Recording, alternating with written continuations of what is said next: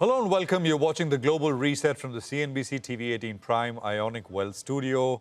I'm Prashant Nair. On the show today, I will be speaking with Ryan Fedasiuk, who's a fellow for China and technology at the American Enterprise Institute, to discuss U.S.-China ties, geopolitical tensions. We'll throw in a bit of Japan there, Taiwan there, and a lot more. It's an interesting conversation we've lined up for you. But as always, let me just get you up to speed with the market action.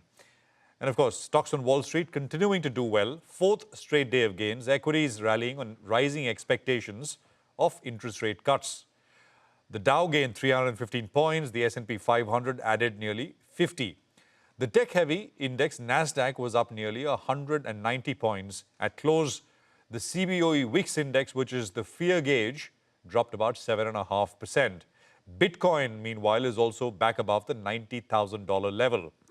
Markets in Asia, by the way, are trading higher, tracking gains from Wall Street as technology stocks are rebounding here as well.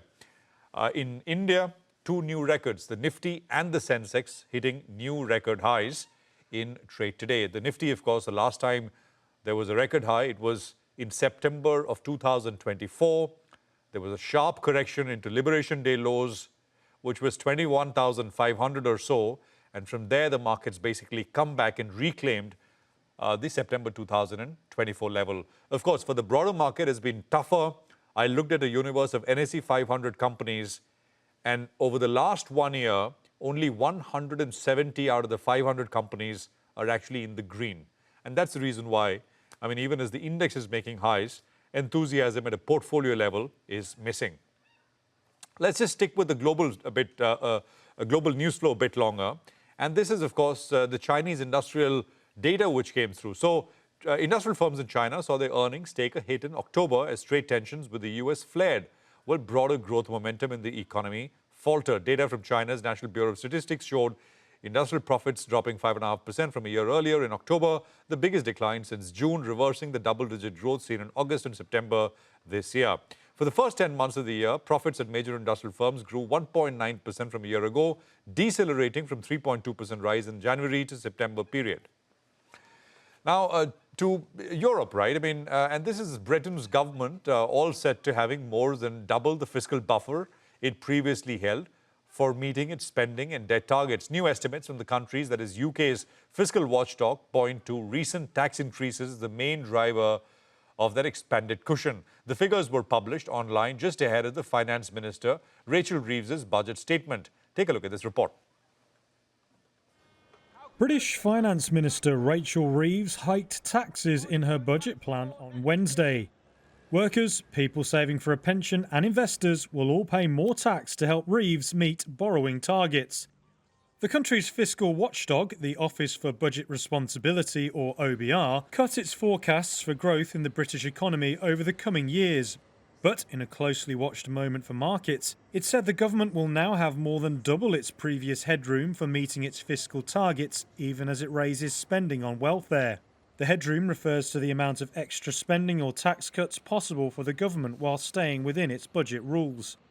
The OBR said it now stood at roughly £22 billion or $28.9 billion in 5 years' time.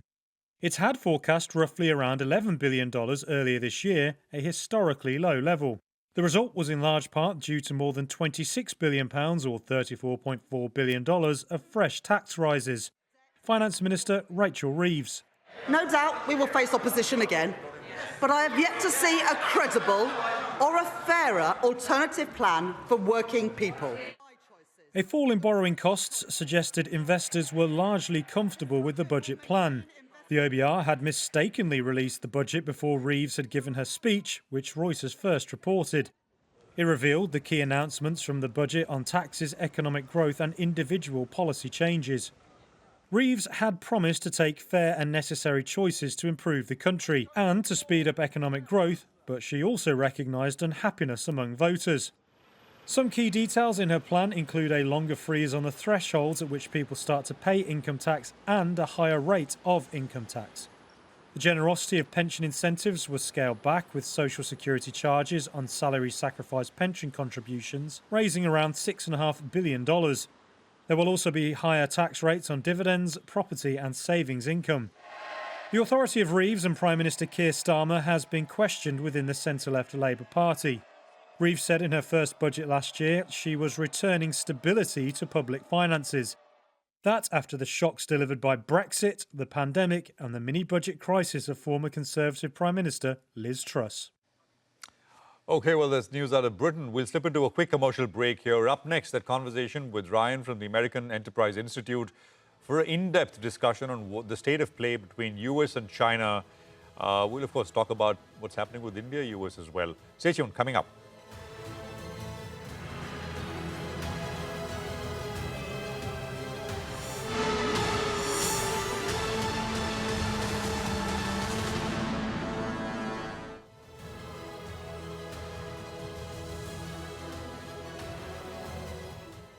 Welcome back. You're with us here on the Global Reset on CNBC-TV18 Prime. Now, as promised, joining me now is Ryan Fedasiuk, who is the Fellow for China and Technology at the American Enterprise Institute. Ryan is a former State Department official.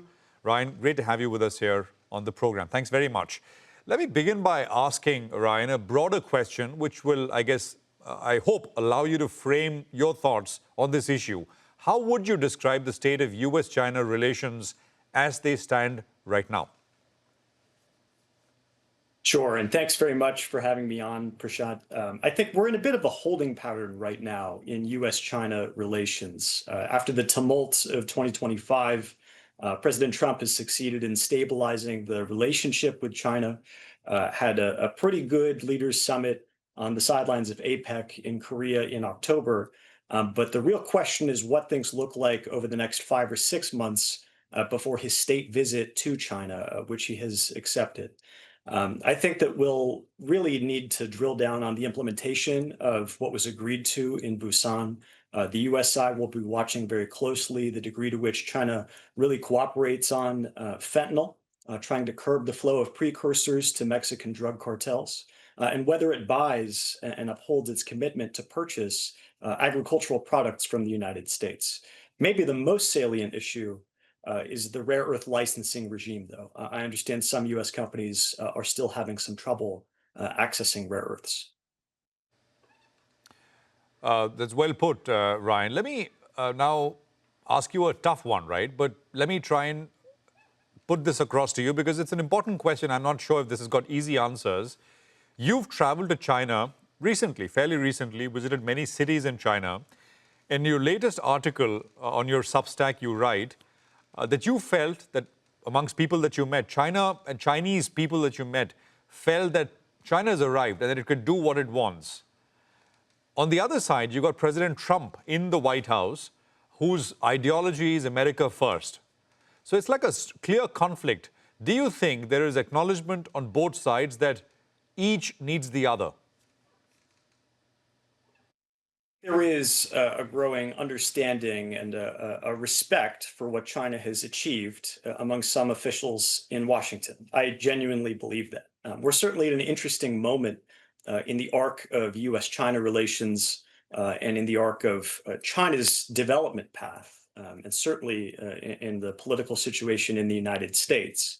But you heard it in the way President Trump described his meeting with Xi in Busan, describing the United States and China as being able to coordinate in a G2, so to speak.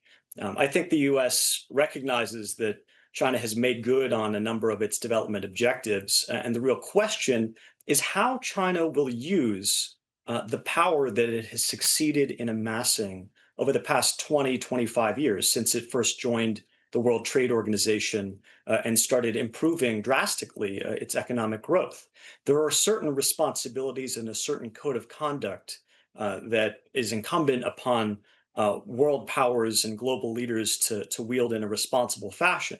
Certainly, the President of the United States has come under criticism for the way that he's handled his office. And I think that the world will be watching very closely how exactly China uses its newfound power. Ryan, as we head into 2026, right, do you think the US-China relationship will be much more settled, at least in terms of the rules of engagement, areas which are no-go and areas where, I mean, you can negotiate and maybe take a stance? think that's certainly the hope and the intention of the United States at this moment in time. But I have to confess to you, Prashant, I'm really skeptical that things will continue to be as smooth as they have been, which is not to say that they've been very smooth at all. I think 2026 will carry a number of bumps and surprises for both the US and also the Chinese side. I think that China's actions over the past 3 weeks since the meeting between Trump and Xi in Busan are a good indication of where things might be headed. We've seen the Chinese side try to lash out not only at the authorities in Taiwan, but also at Japan, at the new Takaichi administration, simply because of a statement that Xi had made indicating that any potential invasion of Taiwan would be a threat to Japan. And we've seen the Chinese side react with pretty drastic measures, banning seafood imports, making direct threats, depending on how you read it, against the life of certain senior Japanese officials. Just this week, there was also, I'm sure you're tracking this dispute or this border incident on the southern border with India, in admitting the visa of a woman to enter China based on her origin. So I worry about how China will react. I fear that officials in Beijing might be a bit too confident in China's position in the world and may, in fact, continue lashing out or finding excuses to kind of twist the knife and wield the power that they feel they are rightly owed. But we will see how 2026 goes, and I will watch personally very closely what happens over the first few months in 2026. Ryan, before President came to power, and it's almost now going to be 1 year, close to it, there was bipartisan agreement that China is enemy number one as far as the United States goes. Is that agreement still there across the political divide in the US? Or you think there are, splinter groups now? It's not so clear. I think that there is an overwhelming and indelible sense that China is the United States' pacing challenge, its chief strategic competitor. Many in Washington would label it an adversary. But what I think you're seeing is really a symptom of disagreements on policy and worldview within the administration of how to treat China and what kind of relationship the United States actually does want with China. I have put it in other writing that I think that there are kind of three camps within Trump's most senior advisors. There are those who I would describe, I think, fairly as economic nationalists. They're most concerned about the industrial hollowing out of the United States, and they would like to keep tariffs on other countries, primarily China, as high as possible to try to rebuild this lost sense of American manufacturing in America. The second group of advisors is the kind of traditional China hawk that you're describing, somebody who is concerned about China's rise, about the way that it might exact its intentions on other friendly states in the Western Pacific and beyond. And they're trying, as many prior administrations have, to curb China's power and try to deny it access to leading edge technologies that it might need to modernize its military and pose a threat to the United States. But the third camp, the one that has really thrown a wrench in the way foreign policy has traditionally worked in the United States, are who I would describe as transactional restrainers. These are the deal makers, perhaps best embodied in the president himself.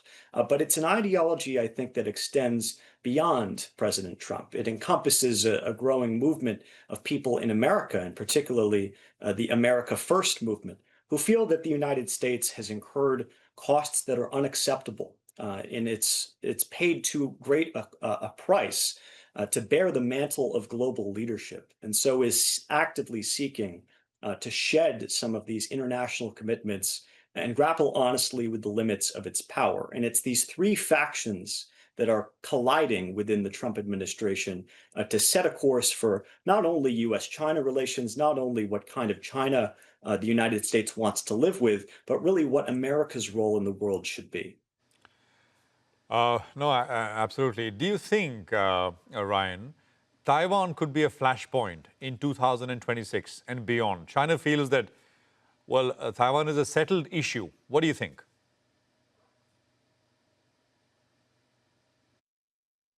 I'll tell you, I am concerned about it. I'm concerned for a few reasons that kind of apply to each of the actors in the mix here. From the U.S. side, I think that the Trump administration has made some mistakes in the way that it has communicated its policy on Taiwan. I actually don't think that the U.S. policy on Taiwan has changed.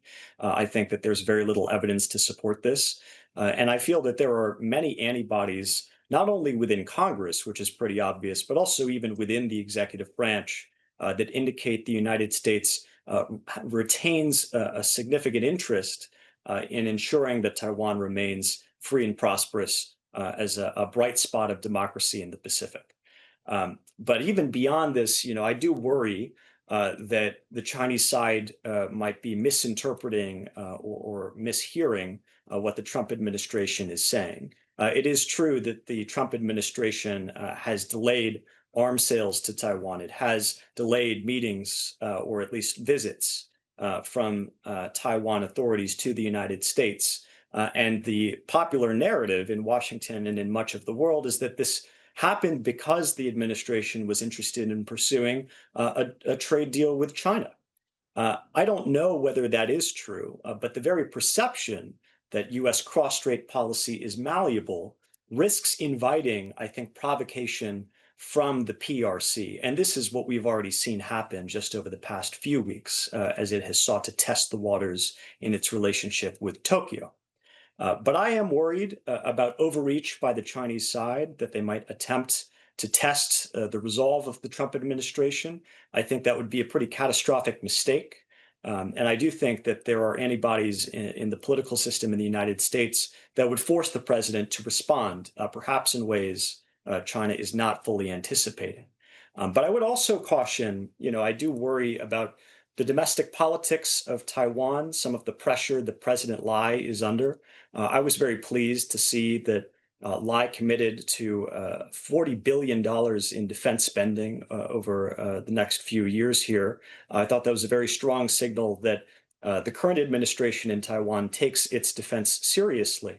But I do worry about the evolving sense of identity on the island and its domestic politics, and whether Lai and his administration will be able to achieve that. Certainly, if the measures fail, then that will give some fodder to those in Washington who might be seeking to cut the island loose or to downsize some U.S. Commitments in the Pacific. And at the same time, I do worry about the island's vulnerability to Chinese gray zone measures and coercion. Last question, Ryan, and this is sort of close to home.